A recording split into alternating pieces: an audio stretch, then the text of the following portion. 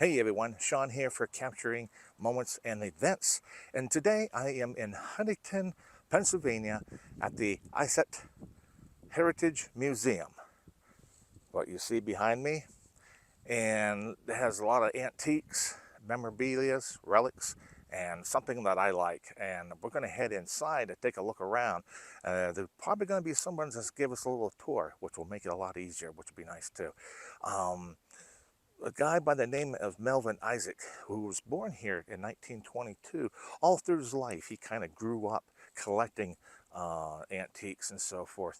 And then after he retired in 2001, what he did, he opened all his little shop for the public. And then around 2004, he expanded another 10,000 square acres, and 2008 and then he expanded even more. So we're going to head inside and take a look and see what they got. Yeah, we'll just kind of head inside. There will be somebody there. Tour guide already came out, so go ahead. It says right here, begin tour here. Isett Heritage Museum opened in 2001. Our founders, J. Melvin and Beulah Isett, were collecting since the 1950s. They were entrepreneurs in Huntingdon, and so mostly they collected local memorabilia. We have today 3 display buildings full of their memorabilia. Almost 90% of what you'll see today is their personal collection. And so we'll start in this building as we go through. If you have any questions, please feel free to ask. Okay. And then we'll go up to the other 2 buildings whenever you feel like you've seen everything. Another 2 buildings? Yes, 2 buildings. Wow. This is the smallest of the 3. This is Okay. about a third of the size of the rest. Wow. Okay. Yeah. We're kind of excited to see what you have to offer here. Absolutely. So over here, we have a lot of different kinds of crocks, a lot of different kettles. The apple butter kettle was made of copper. They were specifically used because the copper was supposed to pull out the apple flavor best. And then on the wall up here, we have a recipe for apple butter that you would have needed to make that quantity of apple butter in a kettle like that. Okay.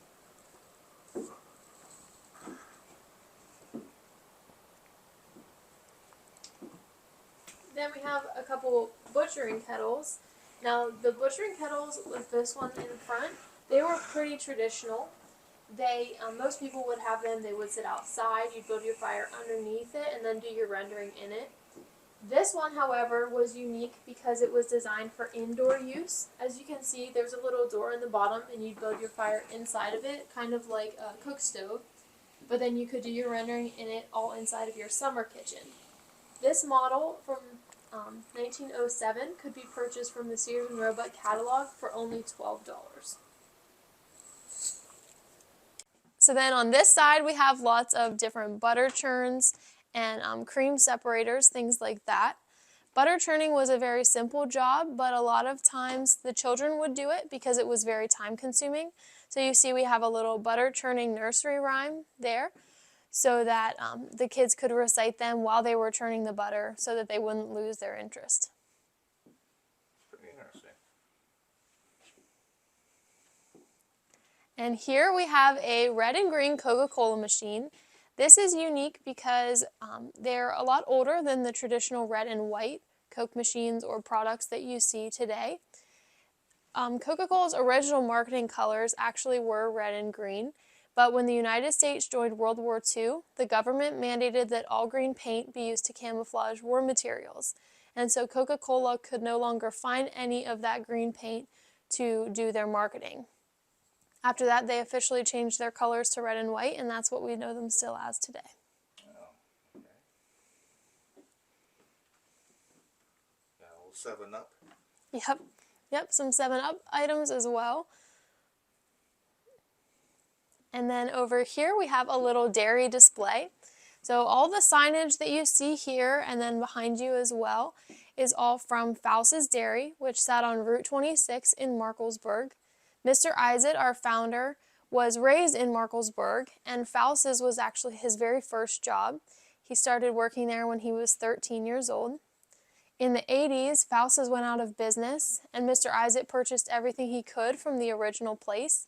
And so the table there, like I said, the signage, and even the soda fountain behind you is all from Faus's.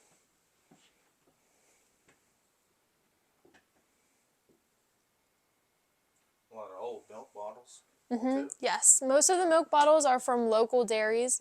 So you'll see some from Reed's Dairy, Faus's, Richie's, Strickler's. So here we have a plethora of different tools. We have them separated by profession. So this first section is mostly forestry or lumberjacking tools. You'll see many different kinds of axes and saws.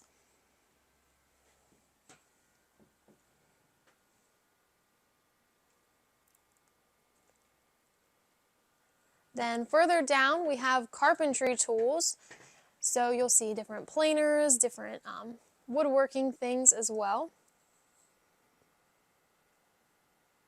Back in the day, a man's toolbox was a big way people read how well a man was versed in his job. And so if a man had a very tidy, well-crafted toolbox, people assumed he was a lot better at his job than others because he would have had to build the toolbox by himself. Yeah, a lot of great looking tools here. Great relics too as well. Okay, so then here we have lots of farming equipment. These first two larger machines you see are corn shellers. These were used to get all the kernels of corn off of a cob so that they could be fed to the farm animals. And then this large machine you see in the corner is our fanning mill. This is from the 1800s, and this was used to clean the grain after it had been chopped, and so it was ready for use. What you'd do is you would turn the crank in the back, and there would be a fan that spun, and then the front would shake back and forth so that all of the debris would fly away, but the grain would stay and shift down through.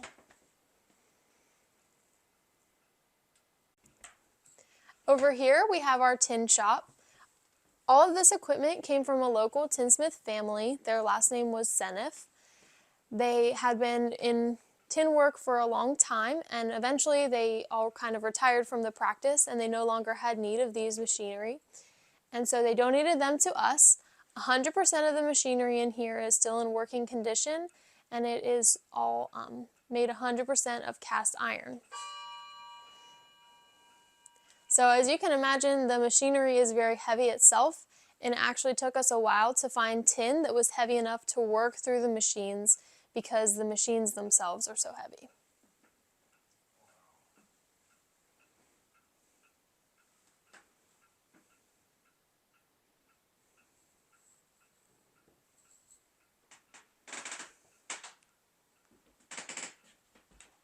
There's a lot to look around. Yes, lots of things to see.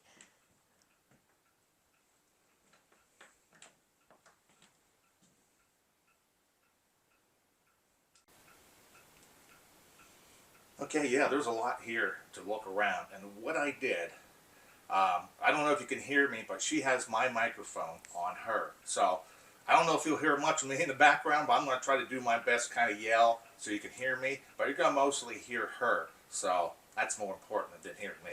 Okay. So in here is our print shop and what we call our J.C. Blair Company.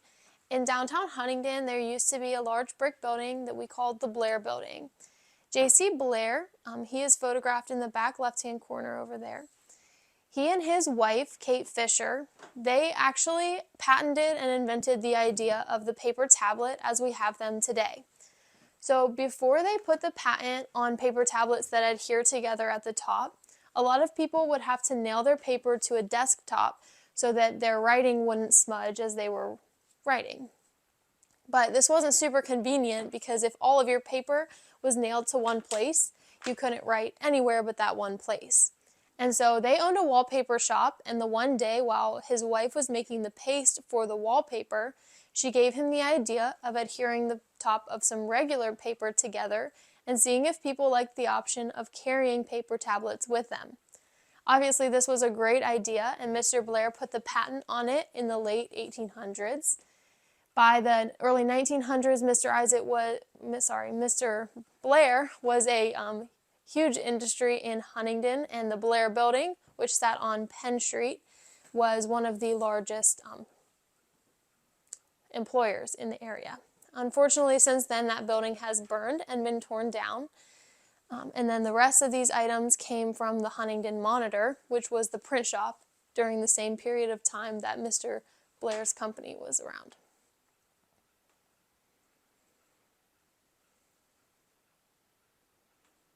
I tell you what, you have a nice setup here.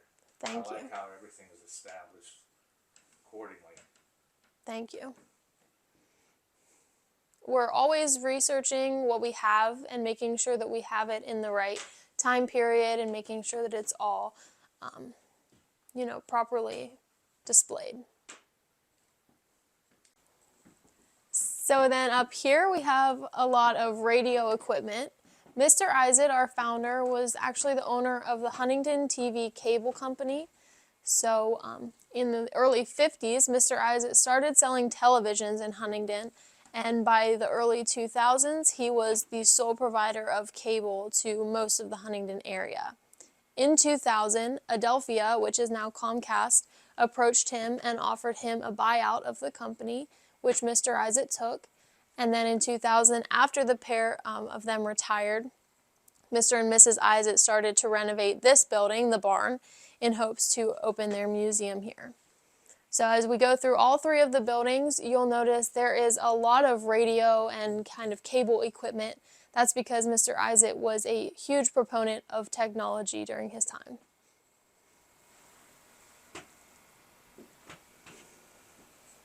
And I thought I had some old stuff here. Wow. A lot of great relics, all these phonographs, turntables. Do you know if any of these things are in working at all? Some of them are in working condition. We do not plug things in for the most part because we can't fix them, and so we're always afraid if we plug something in and try to mess with it, we'll break it and then not be able to fix it. But I would assume that most of these things are still in working condition. Wow. It's amazing. And a lot of these AM radios and so forth. Wow. I even go as far back as a transistor radio. I used to carry one when I was a kid. So I could listen to my favorite, radio station back in the days. Very cool. And then call them up and request a song. Oh, that's cool. Yeah.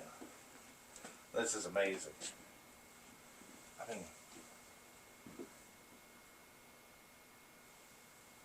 mean, look at these radios. I mean, just...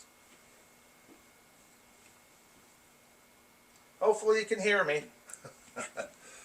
I don't want to yell too loud. Probably thinks I have hard of hearing. Okay, we'll go to the next one. Just kind of an extension of the radio section. If you'd like to look through at those, we have them divided by brand, and then you're within that brand. A lot of people who come to tour remember the one that they had growing up or maybe in their grandparents' house. And so we have them set up in such a way that hopefully if you remember those, you can locate them.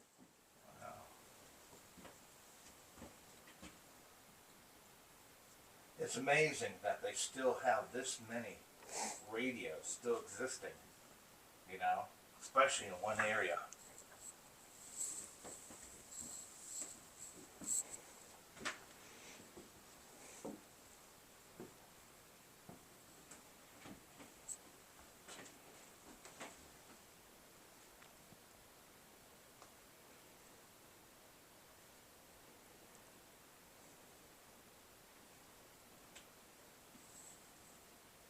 These are amazing. Wow.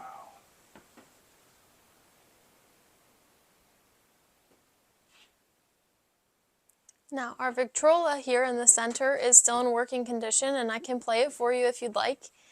Yeah, that would be neat, yes. So because this doesn't need plugged in, you just crank it a little bit and it runs solely on mechanics. All you have to do is crank it and put the needle down and it will play your song.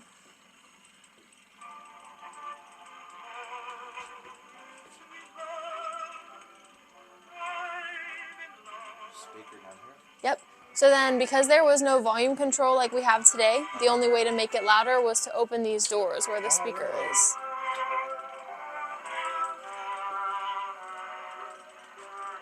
See, I was wrong. I was on another place that had an old phonograph, and I always thought those were for records, play some records. But no, this is for sound. I used to think you put your records in there, but actually it's a sound. Wow. Shows how much I know. Like I said, I'm not a historian. But yeah, that's amazing. I mean, when's the last time you heard sound like that? Unless you lived back in the early 1900s. I mean, a lot of these great relics of radios. Amazing. Turntables. So many models, different styles.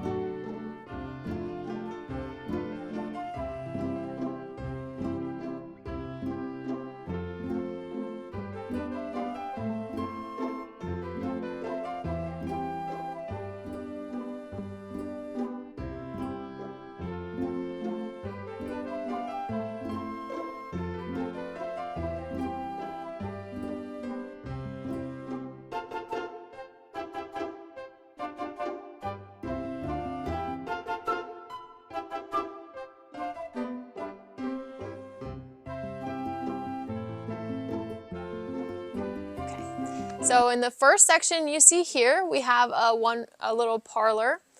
We have most of the furniture we have is from Mr. Isett when he would purchase estates. So you'll notice lots of entire furniture sets, which is a little bit rare for a collector. So that's where Mr. Isett got a lot of these from local houses.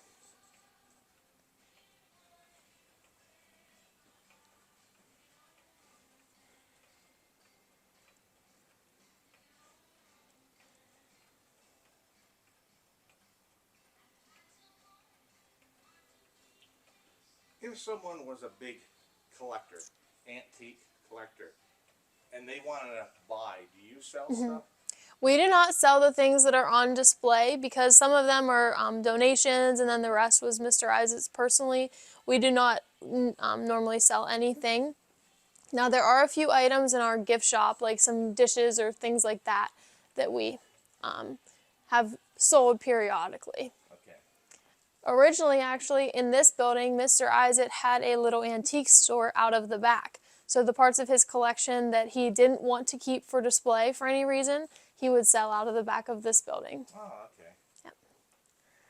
Oh. Yeah, I was curious if anyone was a big antique collector and wanted to purchase something, if they were allowed on that. Since I've been here, I know we haven't sold anything to any collectors, but we do get asked that quite often. Oh, really? Okay. Want to run your sleds? Yes. Yep. The lightning guiders were actually made in Duncannon, Pennsylvania, and flexible flyers were made in Philadelphia. So we have some of those on display.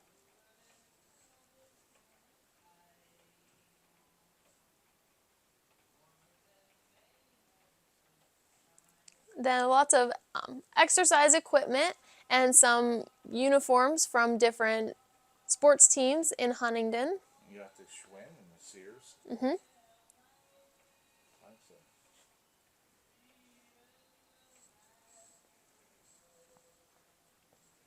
course, you got the classic toys. Oh yes, lots of toys.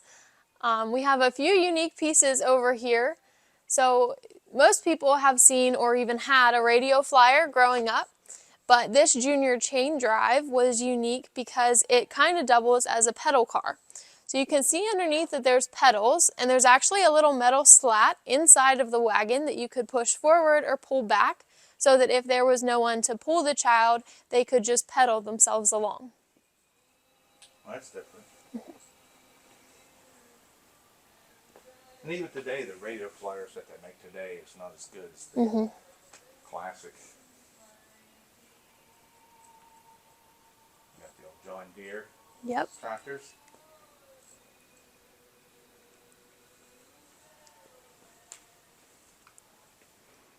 Then Mr. Isett's brother-in-law was a professional clown. His name was Davy. So a lot of the clown memorabilia came from him. And there's Davy there. Yep, that's a picture of Davy. And then a lot of the items he either used in his act or had in his house as decoration.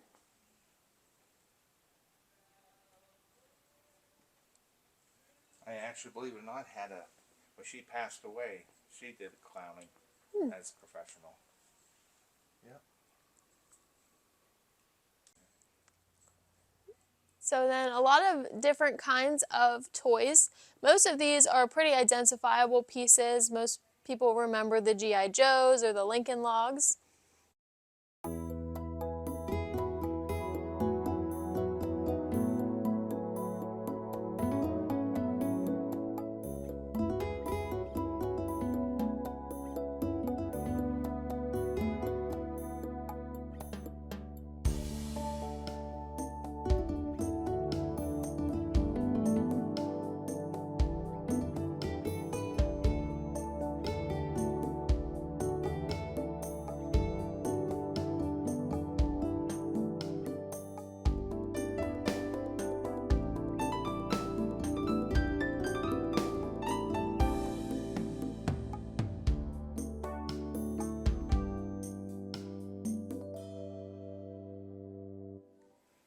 We do have lots of different kinds of dolls. So I believe those Flintstone dolls were, the clothing that they're wearing was actually made by Clarence Ziegler, the woman who donated them.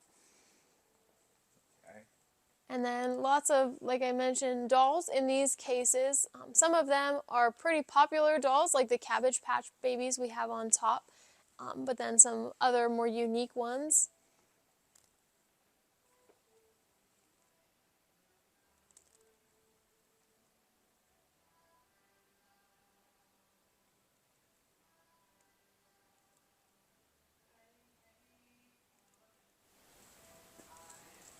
Big collection. A lot of board games and oh yeah, there's a lot. You got Slinky Dog.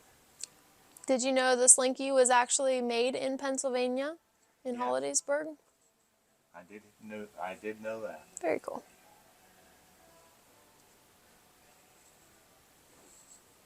Somehow, I'm not sure exactly. There was some manufacturing plant that had Slinkies, and one of them was dropped and started to do the thing Yes, going the down walking, steps. yep. So the guy had an idea, made it into a toy. Yep. I don't remember what the manufacturer was. I believe he was working on springs for the military, is what I've heard, but I think you're right there. You know, the Star Trek and Star Wars.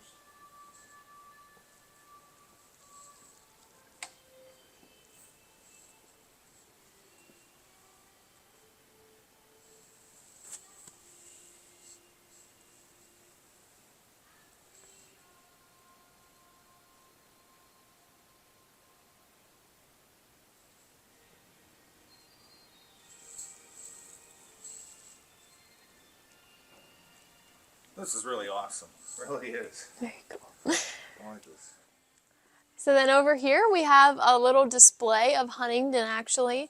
The Bricktown Model Railroaders Association came in about 7 years ago now and built this display for us. The large brick building represented in the middle is the Blair building that I told you about with the paper tablets. So unfortunately that building is no longer standing in downtown Huntingdon. In the back left-hand corner is a small representation of Juniata College, which is in uptown Huntingdon. And then we do still have a train that runs through the area, and there used to be a trolley that ran in Huntingdon. It still runs, huh?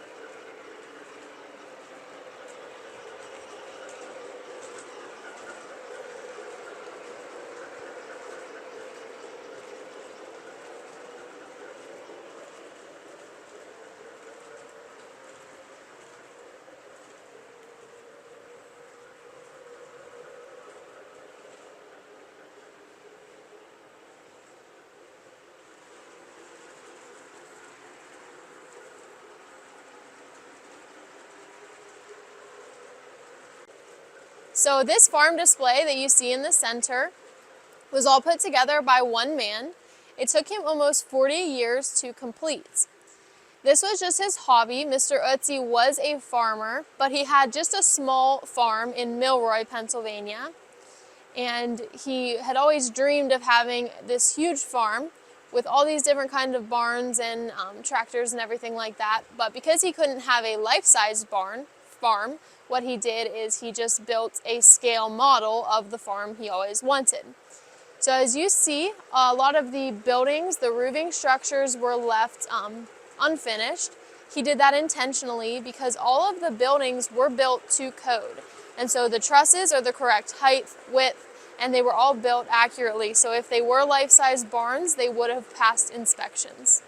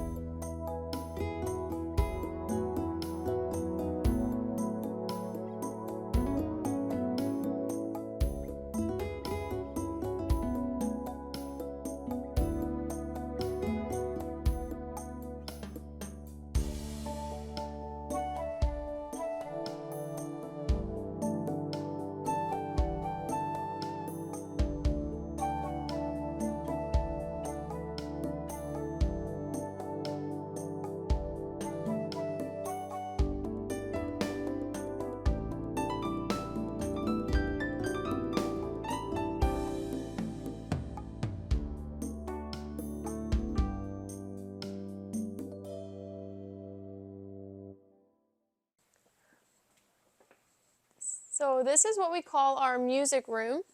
As you can see, we have lots of pump organs, pianos, and other brass and stringed instruments. We also have a large display of artwork and literature in this room. A lot of the artwork and literature were written or painted by local artists or authors, and so this is our way of honoring our local artisans as well.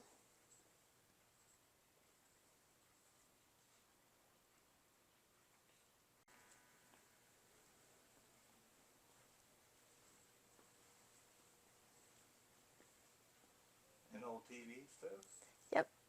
So these ones in particular are projection televisions, popular in the 80s. And then up above those, we have even more televisions, again, mostly from Mr. Isett's personal collection because of his vocation.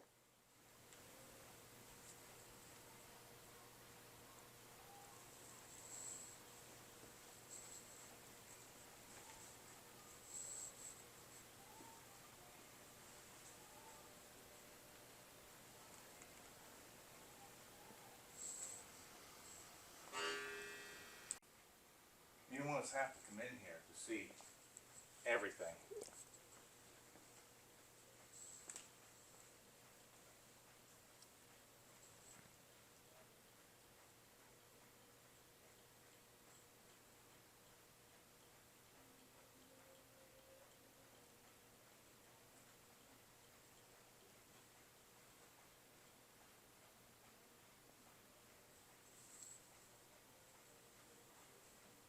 I was in a museum that had one of these in here, but this is a much better edition now.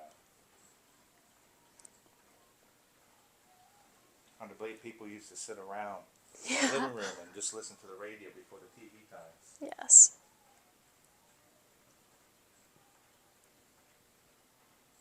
Got the United Talking Machine Company, a 1911 one. You got Edison's records here.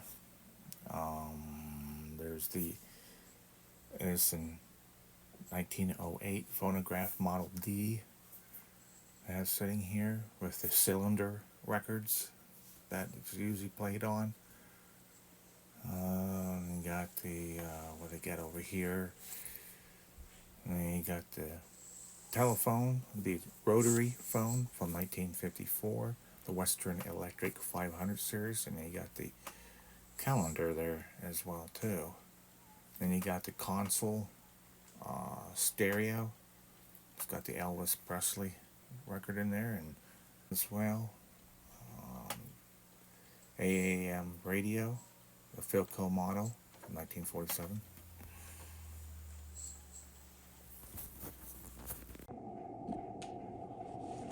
Okay, I'm gonna switch mics here, just one real quick, just to show you some of these. The video disc players. And there's the disc. I remember playing these. Wow, that's hard to believe. You look at stuff like this, how much time has flown. And it also shows your age. Look at that.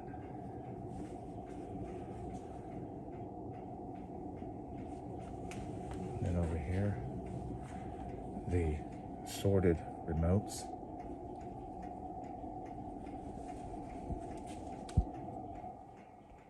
I remember some televisions back then used to have the cabinets where you can open and close just by sliding. Some of them had it open. Even some of them had speakers on the side. And I remember my grandparents owning a Zenith. Similar to this, they had like a few more buttons. But yeah, that was good times back then. And they used to use what they call a tube. They had these little electronic tubes that they had in that would run the TV. And I remember as a kid looking in the back of the TV, they have these little holes allowed to vent through there. You can see those tubes, and they had those little orange light lit up in the back. No more. And you buy a TV today, and if it goes wrong, you just throw them away and buy a new one. The old TV repairman days are gone. This would be a stereo console. You have your radio and your record player. And I remember my aunt used to own something like that too, back in the days.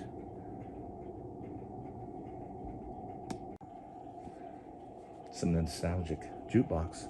Now she said that these do work. And if there was a song I wanted to hear, I could play it. But you may not want to listen to my selection, so I don't know. I don't know what type of music. I'm sure you all have different type of music, but I'm not going to play one right now, though.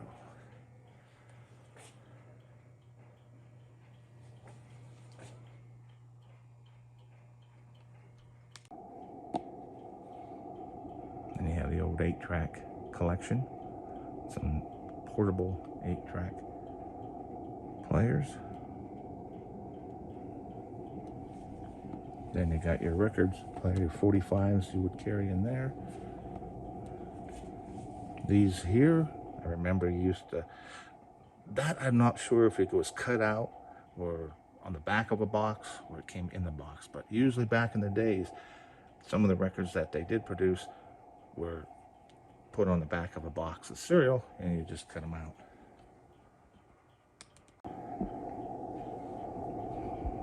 Okay, they have a room here with guitars and different types of guitars, piano, microphones, an accordion, which is right there.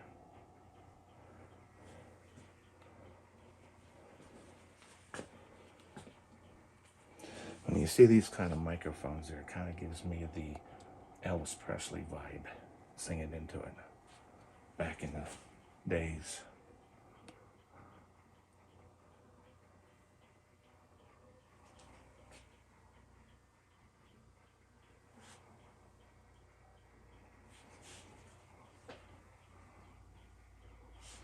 Banjos, electric guitars, and on the top you got some trombones, saxophones, saxophones, and tubas.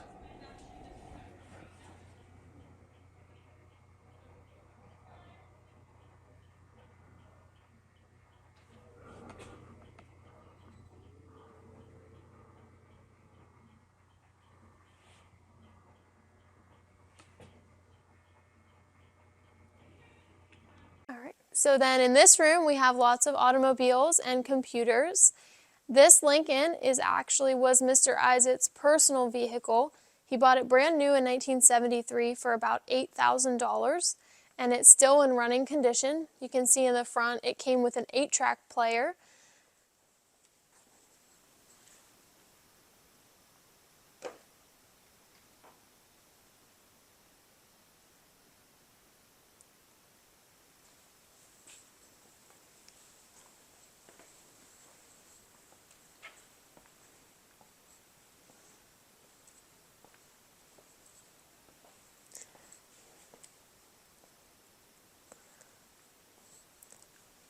All of the cars are in running condition.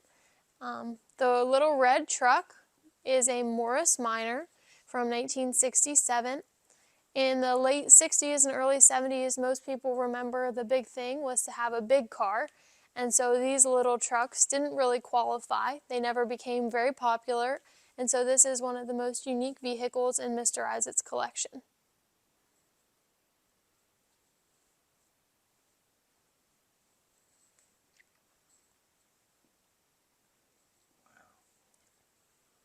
So then if you'd like to look through the rest of the vehicles, you're more than welcome to. This one is a Model A Shay, we call it. It was an anniversary edition of the Model A. This one was made in the late 70s.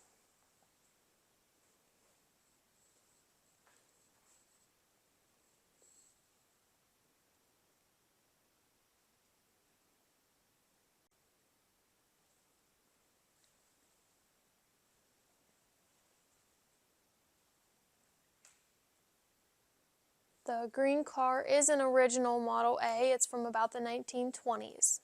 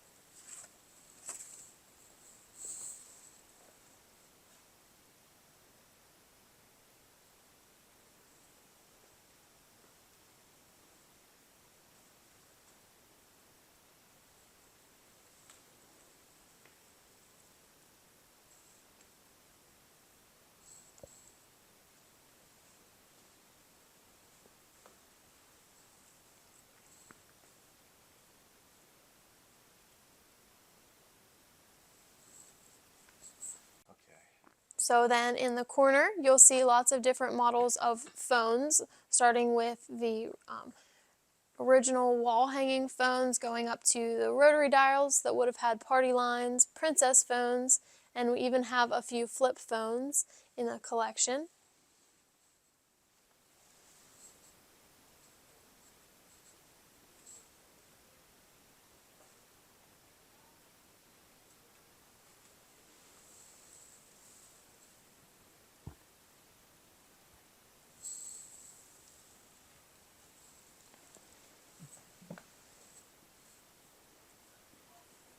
Were you around the days of flip phones? The end of flip phones, There yes, you go. sir. See, I remember even the bag phones too. Okay, I remember the first ones I really remember are like the Burberrys, the ones with the lots of buttons. Yeah, absolutely. Yeah, that's hard to believe. And my father and grandfather had a dealership business, and I remember these phones specifically. I remember with the buttons and everything on it. That brings back memories. Very cool. And of course, my mother had one of these where you can drag the cord down half a block for privacy talking.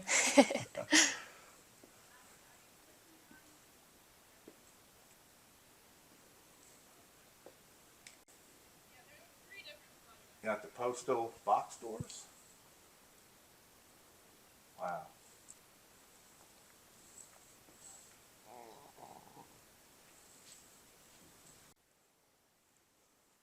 So the oldest ones are on top, and then they get newer as they go down. Some of the oldest ones don't even have the keyboard in the QWERTY format that we're used to today. Before they set up the computer to have the keyboard like we have today, they would sometimes put them in alphabetical order or just another order. But they began to do the QWERTY format because it separated the highly used letters so that your fingers didn't have to race back and forth quite as fast as they did when they were alphabetical.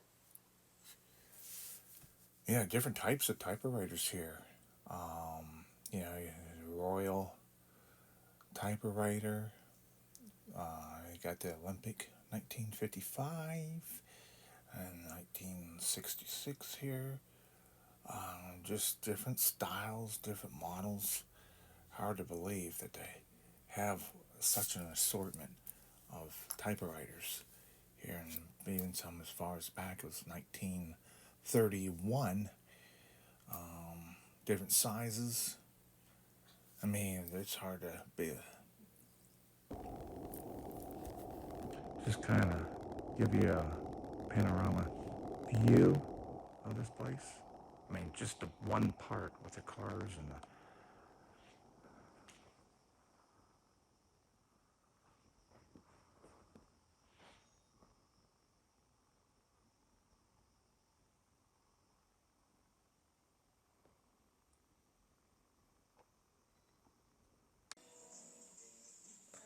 Okay, so in here we have some dentist equipment. This was a mass donation from a dentist when he retired from the practice. He received this equipment from his father, who was a dentist, and he was using this equipment until Dr. Ritter retired in 2017. It's scary. Some of these dentist offices actually look like they still have some of this stuff. Yes. Operate on your mouth.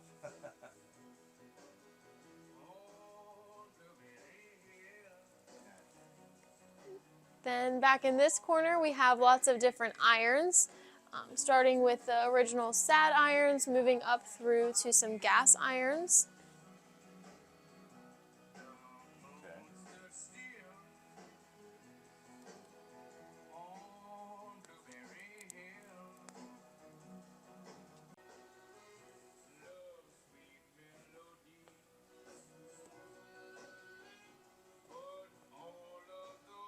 So that is what we call a mangle. It was a iron basically that was used for ironing large pieces of cloth, like your pillowcases, your bed sheets, tablecloths, things like that.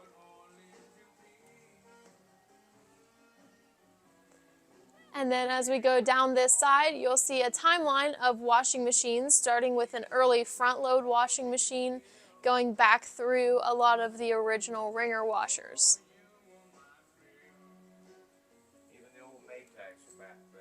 Would this be the first electric washer? Actually, some of these older ones are electric as well. Really? Even from the early 1900s, yep. Okay. The green one you see here was a gas-powered engine. If you see the bottom, it's a gas-powered kickstart engine. And so these were designed for outdoor use. But because of the engine, it was a little more expensive than the electric models. So Maytag included two different attachments for you to put on your agitator so that you could perform more than one function with this washing machine. The attachment we have on the floor is a meat grinder. The other option you could get was a butter churn. Wow.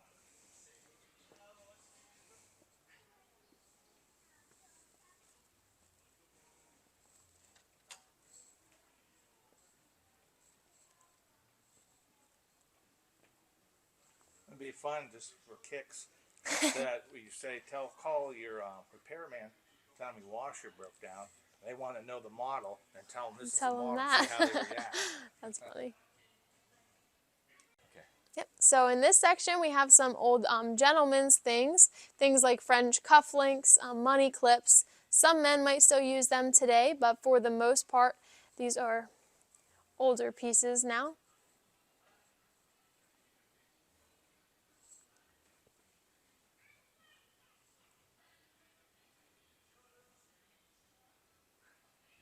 Imagine today us guys wearing the old like derby hats, walking around town.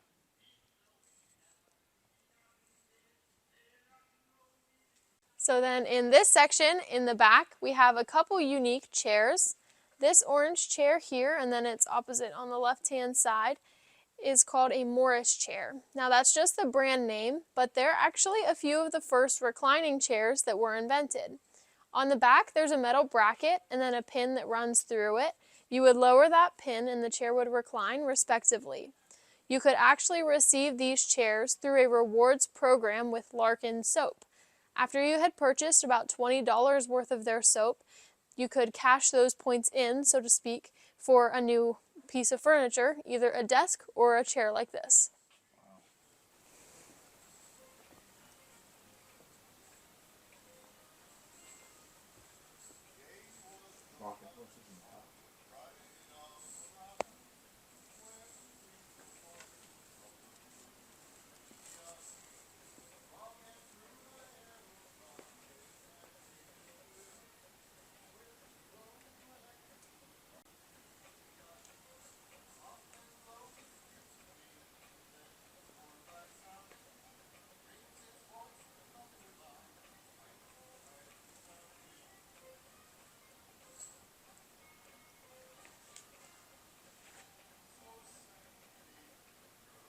Okay.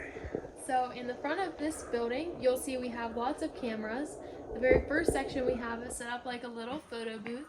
So when your photographer would come into your house, they set up in your parlor and they would get everything ready so that you could get your photograph taken.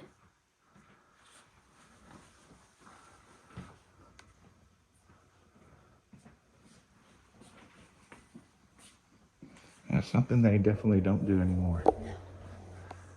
So then we have lots of cameras. This is just part of the collection.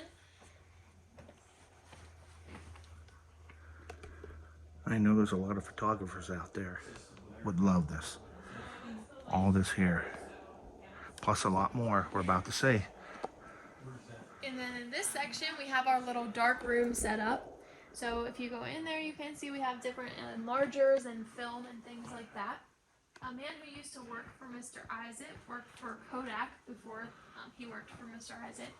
And his branch of Kodak went out of business. When they did, they had a whole bunch of these enlargers and cameras that they no longer needed.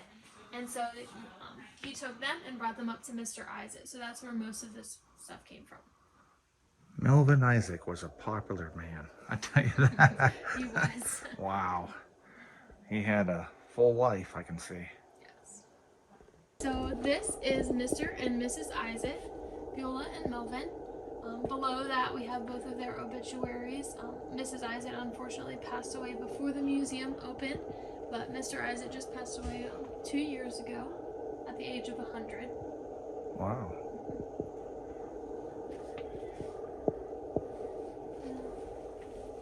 Some more video equipment and cable things as well from the cable company and different things like that. Mr. Isett was very involved in the community, and so he would go out to record different things for on behalf of different organizations sometimes.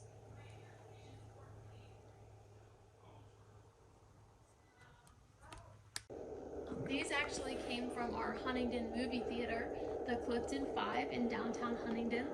This first one was used just recently. A few of the last movies played on it were, I believe, the Angry Birds movie and one of the Thor movies, so within the last 10 years.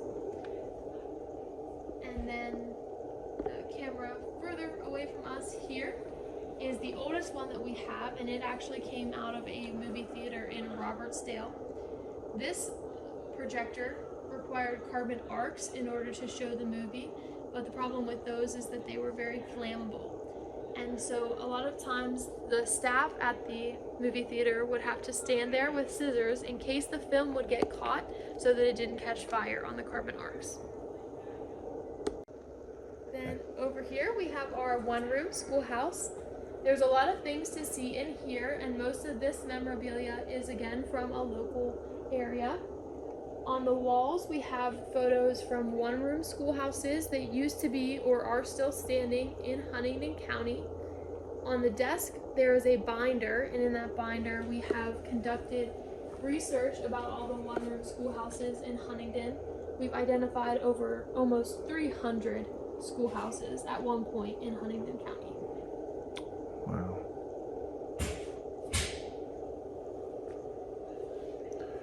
I think these students are very well behaved. And quiet too. So then in here we have our barber shop. In the barber shop, you'll see we have lots of campaigning memorabilia, which at first seems to be a little bit out of place. The reason people would campaign in barbershops is because barbershops were a place where most people would go just to hang out and talk. And so people running for office assumed they would get mentioned or brought up if they advertised campaign in a barbershop. Another reason is because most people campaigning assumed that all educated voters would also be getting their haircut at some point. So then we also have some cigar molds and different cigarette things, which was obviously a very popular thing at one point. You'll also see within our memorabilia from the tobacco industry some candies, some Pez dispensers and candies. This again seems a little bit out of place, but Pez candies. A headless Pez. Yes. So the original Pez dispensers actually looked a lot like this, and they were designed just so that the Pez candies, when you were handing them out to your friends, you didn't have to touch more than one of the candies at a time. The man who invented Pez candies invented them because he was avidly against smoking, and he decided to make a mint that would give someone something else to do besides smoke a cigarette. And so they originally were all peppermint flavored, which was supposed to help with the craving of tobacco. So then this is our military display. The first section you'll see is from the Civil War. We do have a small display for every major war the U.S. has fought in, starting with the Civil War and going up through Iraq and Afghanistan. Again, most of these items are from local soldiers or local families of soldiers.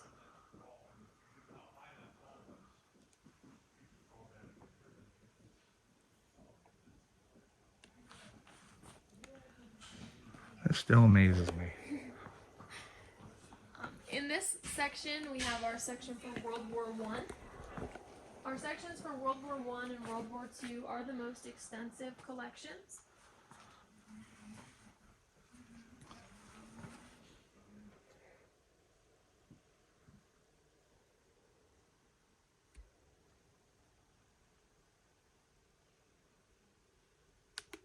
Then we have our small sections for the Vietnam and the Korean Wars.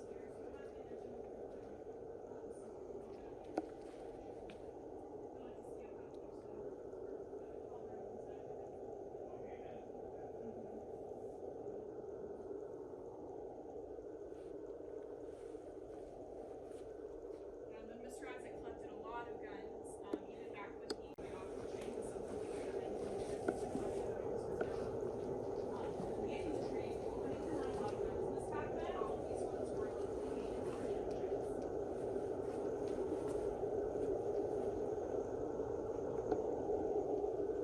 Yeah, that looks kind of cool because we have a couple here that are double barrel, like this one. Can shoot twice a year, but this one is supposed to. There's a lot to look at here in this museum.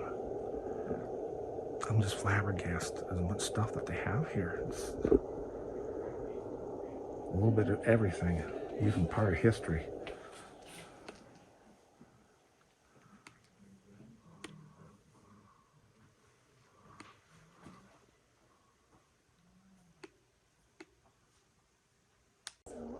Mr. Isett was an avid hunter and gun collector.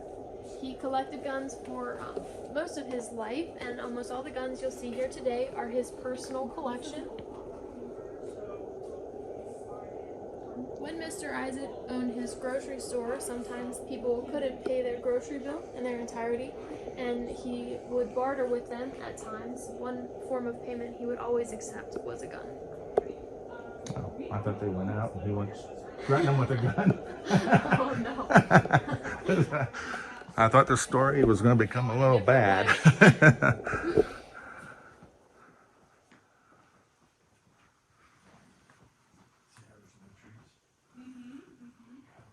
Yeah, if he didn't pay his bill, he's going to grab a gun and knock on the door. Oh, is this a, what is that? Grizzly bear trap. That's what I thought. Yep. They're actually illegal to use in the U.S. today. I just don't want to be wandering through the woods at the wrong place for that.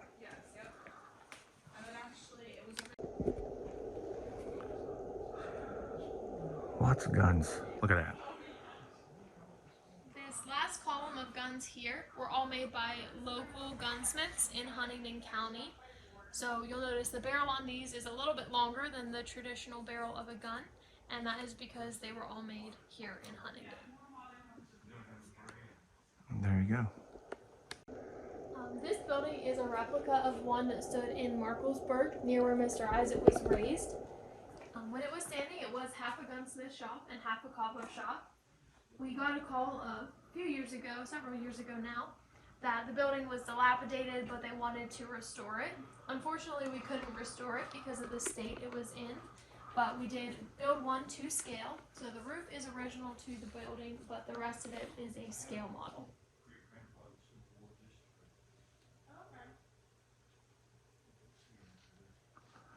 I bet you get a lot of stories and stuff when people Yes. come in here. Yes, Certain things they see. And definitely. Yeah. The tour guides are always learning. We're always hearing Yeah, more I stories and bet. learning Definitely. different perspectives on things.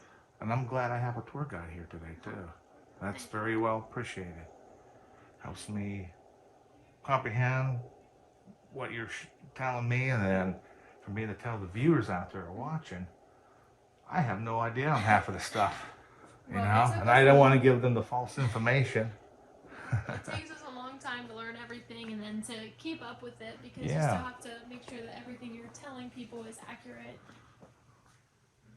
Now in this corner we have the stories of the hangings that have happened in Huntingdon. There have been 5 different hangings in Huntingdon. Here we do recount all of the stories. The first hanging was in 1840 and the last was in 1913.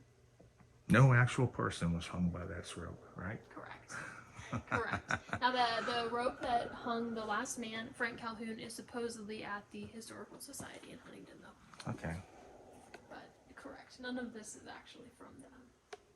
And this is, That, I believe, came out of a church, so it would run the wedding bells, the Sunday school bells, and Oh, I then see. also play the music through the system. okay. Oh, and then they got a little hanging invitation, the dates, and what a way to go. Over here is our church display. The large wooden piece in the back came from St. James Lutheran Church, as well as the stained glass window. St. James Lutheran Church caught fire in 2004, and the whole building basically was ruined except for these 2 pieces. Mr. Isett, who was an attendee at the church at that time, was contacted and asked if he would like to display these pieces in his buildings. He said he would only accept them if they fit in the building, and as you can see, the large wooden piece just barely fits I in see the that. top. Yep. The rest of the pieces, like the pews and the organs, came from miscellaneous churches in Huntingdon County.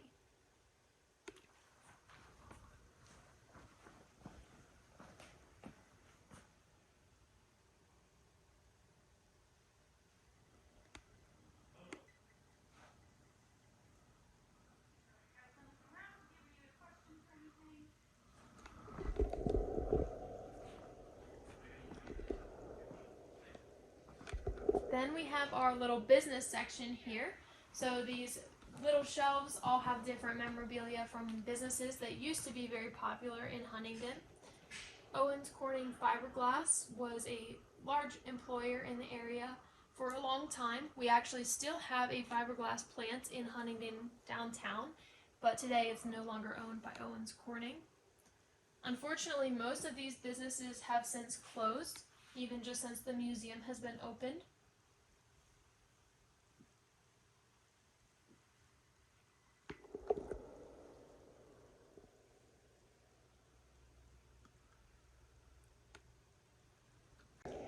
Over here we have some different things from more federal buildings in Huntingdon. For instance, the tall chair in this back left-hand corner used to sit in the courthouse between where the jurors sit and where the judge sits.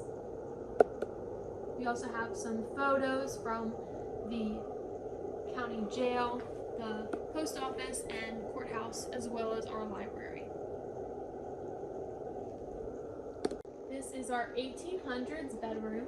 So in here there's lots of different items that you would probably have found in a bedroom in the 1800s. The bed itself is unique because it is a rope bed.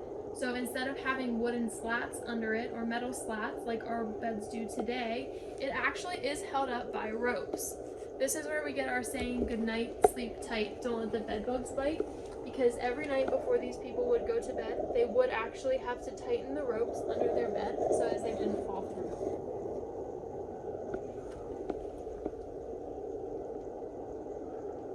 Never knew that.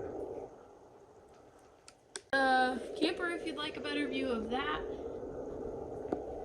This is a 1962 Apache camper, I believe. Yep.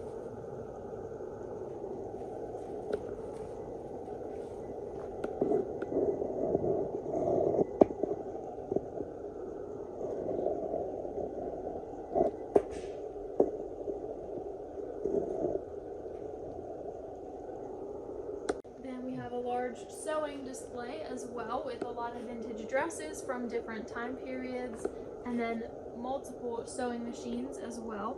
Singer brand, Minnesota brand, even some Honeymoon brand, which most people just remember the Singer machines, but they were all popular at the time.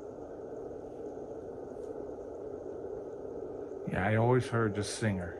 I never heard of Minnesota.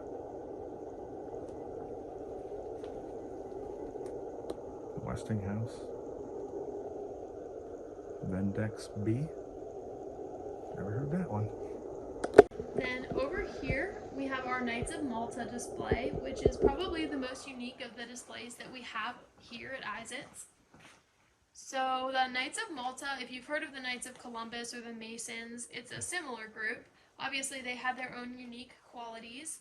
So we have a lot of their literature and different uniforms and outfits that they would have worn during their ceremonies, things like that. Included in this donation were over 50 swords, as well as 6 skulls and 12 femur bones, which are over here. We have some of the skulls and femurs on display. We believe they were used in some of their rituals to make skull and crossbones as a ceremonious kind of thing. But we have reached out to the existing organization, and I personally have read through a lot of their literature, and we still are not quite sure what these would have been used for.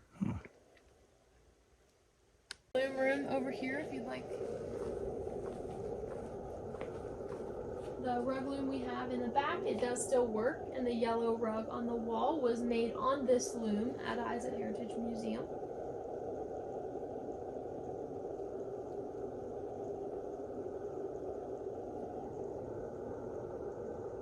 Then we have our kitchen, which is, I think, a super interesting part of our display. So you'll see all of the yellowish green pieces in here, and it all came as a set when you purchased it. The most interesting of these pieces is the wall-mounted refrigerator that you see on the back wall.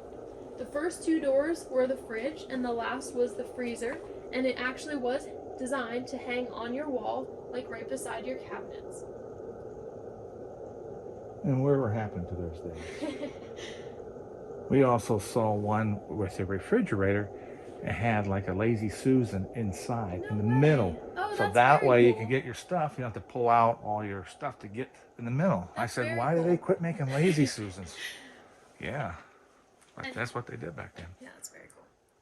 And then this refrigerator has a unique feature as well. So if your hands were full while you were putting your groceries or your leftovers away, there's a foot pedal so that you could open the door using your foot. And they got rid of that feature.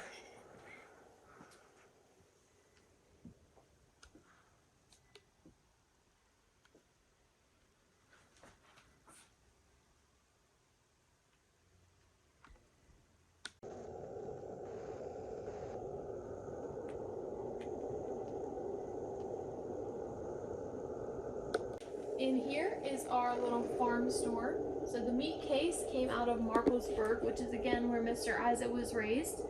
And then behind the counter we have lots of items from the early 1800s that would have been in a farm store kind of like this. You're more than welcome to walk through and behind the counter.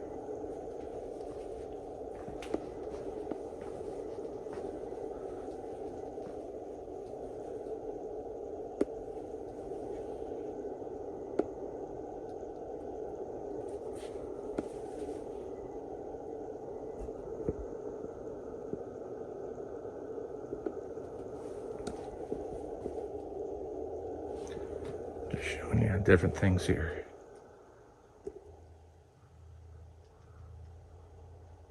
Old metal cans of Maxwell House coffee. Can't get them anymore.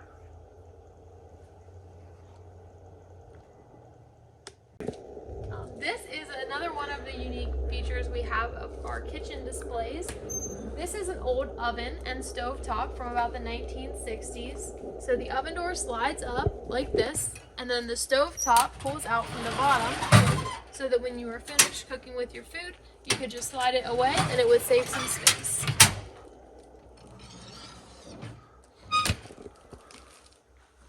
That's interesting.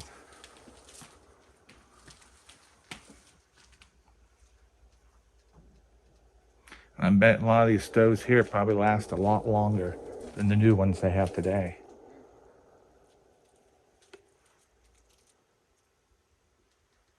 All these tin cans too are always great to have. And they got the old glass Heinz ketchup bottles. No, even these are still big today.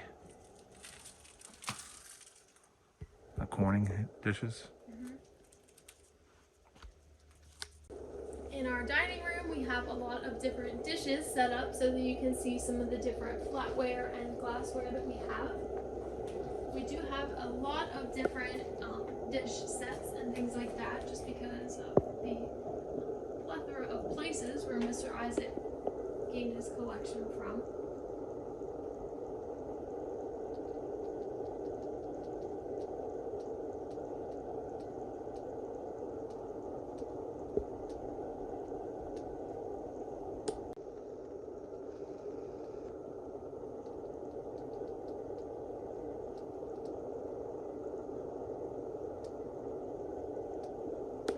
In this little island area, we have some more different local businesses. Fisher's used to be a bakery on Penn Street.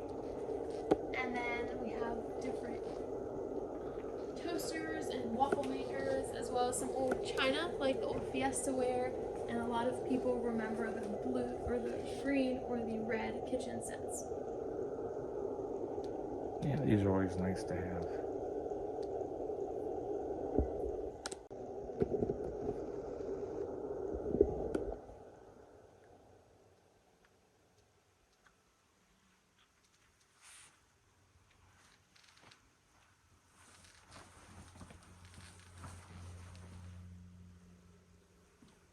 People remember the green stamps, so we have some green stamp books, and then some of the items you could have traded your stamps in for.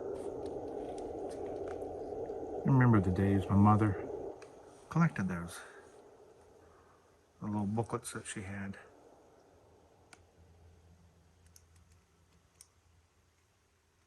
I don't think we actually bought anything, not that I remember anyway. Then this is our 1900s bedroom. Most of these pieces came from one furniture set, which was from the 1930s.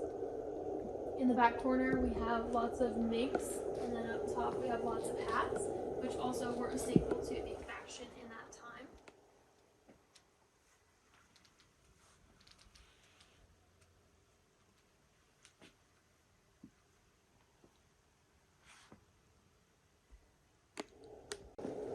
Then in this section, we have some wedding dresses, and two of these wedding dresses came from local brides, and we have their photos on the wall to accompany their dresses.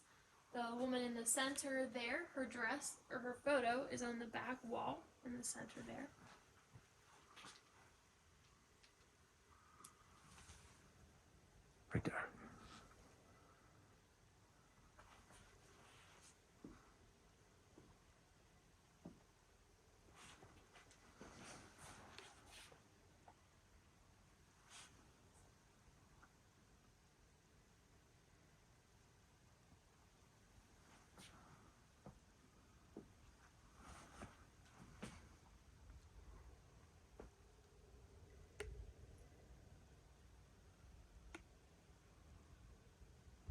camera. Then we have tons of cameras. Like I said, most of this was a mass donation from a man that worked for Mr. Isett. So we have mostly Kodak cameras, but lots of different cameras that date from the early 1900s, even late 1800s to the early thousands. Wonder how many of them can actually operate. But the thing is getting the film for them. You know, that would be the...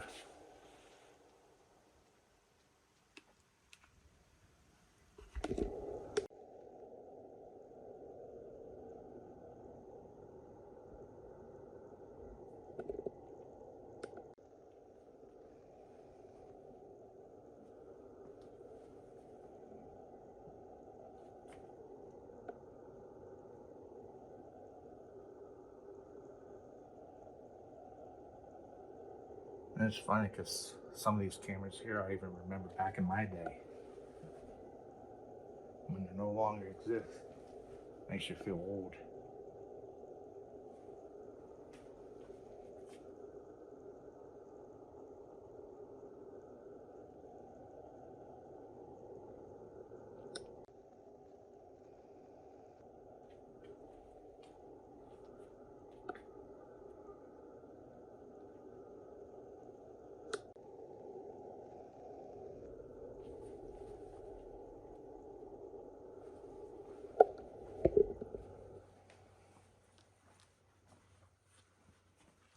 This one right here, my parents had, and I would use that during my younger days, and I made home movies, and there were sci-fi movies that I made.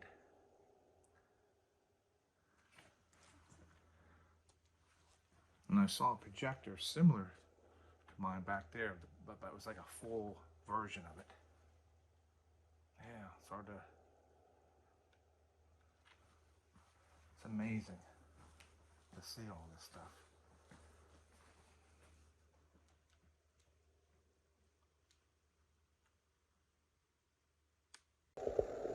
Okay, that concludes the tour. I want to thank Alexis for everything. I really appreciate it. I mean, it's amazing. You have to come here to see it at the Isett Heritage Museum in Huntingdon, PA.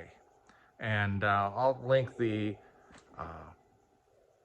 address in the video down below. So until then, thanks for watching. I hope you had fun as much as I did. I wish I can go through this again and have more time.